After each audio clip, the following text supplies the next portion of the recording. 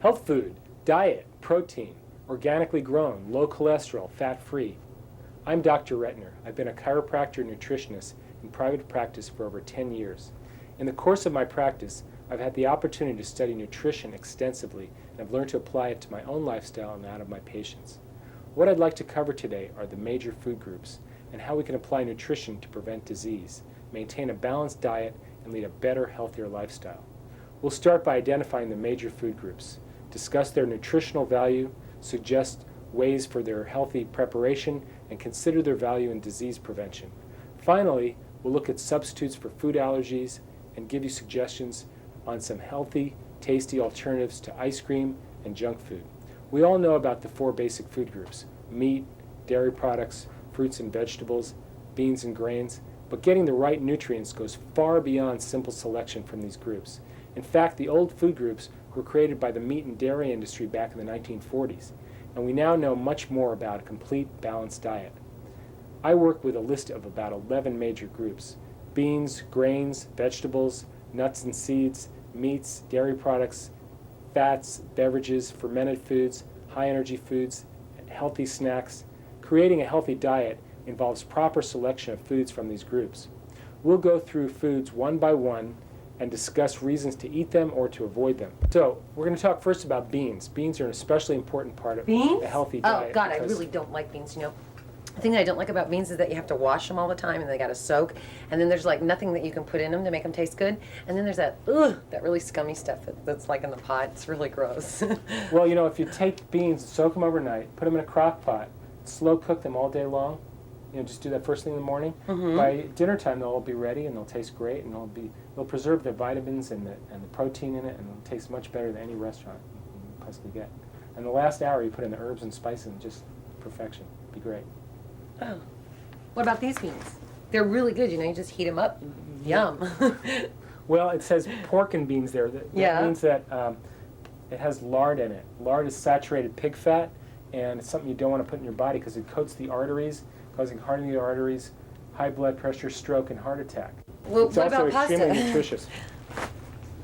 Well, pasta is another name for paste. In other words, it's an Italian word for paste, and it's the same kind of paste used in wallpaper paste. So it congests your intestines, and it causes constipation and causes you to be fat. You've seen people I eat a lot love of pasta. Well, it may not love you if you're allergic to wheat. The next group is the green leafy vegetables. These include chard, mustard greens, beet leaves, spinach. These are beet leaves here. Great vegetables. This is leafy, right? Yeah, but that's iceberg lettuce. And it's the least nutritious of all the lettuce. It's mostly water, and you're better off with romaine, butter, or leaf lettuce. The next group of vegetables we call the sea vegetables. These include nori, dulse, hijiki, and kelp. Now dulse, another name for that is sea lettuce. So you just rinse it off, soak it, and you can put it in salad just like lettuce. Hijiki is used instead of salt in rice, and nori used in sushi. Nori is Sea the black. vegetables, like, are you talking about sushi? Because Yeah. I love sushi, so I can eat that. Yeah, it's the black seaweed they roll sushi up. Right, and then that kelp stuff? Yeah, and that's all good for the thyroid gland, which is good for weight loss. Sesame seeds and sunflower seeds. A sunflower seed, when sprouted, forms a sunflower. These are very nutritious for you. Well, do nuts, like, they all do the same thing, all the nuts? Well, there are certain nuts that you should be aware of, like if you have almonds that are slightly bitter, that means they're rancid. You should avoid those. Same thing with peanuts. And cashews are very often sprayed with harmful pesticides, so you want to avoid those too. Now, when you buy chicken, you have to be very careful because there's 2 types of chicken. One type is the range-fed. They're fed whole grains. They're out in the sun. They get exercise, and they're real tasty. The other kind are the commercial chickens, which are fed laboratory food. They're fed arsenic sometimes, and they get leukosis, which is a form of cancer, and they also get osteoporosis, which is a thinning of the bones. So that you're basically eating a very sick, unhealthy bird that you don't want to eat. You want to avoid that. You don't want to eat it. Now, dairy products, such as milk, were traditionally part of the nutritive diet. We now know that this is not necessarily true. Wait a minute. I thought that milk was good for everybody, and it was for, like, a creamy complexion. Well, Milk, there's a Dr. Oster who's a head cardiologist of a hospital in Connecticut. Mm-hmm. He did a study on people that died at an early age from heart attacks that didn't smoke cigarettes. And he found that a lot of them were heavy milk drinkers. So he did autopsies on these people, and he found in their arteries there was an enzyme called xanthine oxidase, which is the same enzyme that's in homogenized milk. And in Dr. Oster's opinion, it's more dangerous to drink homogenized milk than it is to smoke cigarettes for your heart. Right. And the fatty foods that are bad for you are also fried foods and margarine and shortening, lard. All these things are bad for you. Wait a And minute. fried food is especially bad because fried food creates something called free radicals, which is like firecrackers going off in your system. It's bad for your hair and your skin, causes cancer. But I thought that people were supposed to eat margarine instead of butter. Now, margarine is a plastic food, and your body doesn't know what to do with it, so it stores it as fat. It's not too good for you. That's pretty gross. What? Okay, well, but what about coffee? Because coffee's a diuretic, right? And Yeah. you kind of pee out all the bad stuff. So isn't that good for you?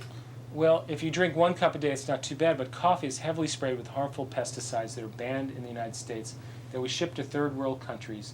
It's also roasted, and the roasting process forms tar, like tar and nicotine in cigarettes. So drinking excessive amounts of coffee can cause cancer of the bladder and cancer of the pancreas. There are a lot of foods, however, that provide you with high energy without the junk. Yeah. So for example, bee pollen, if you crave sweets, you can have bee pollen. It's high in vitamins, minerals, amino acids, great energy.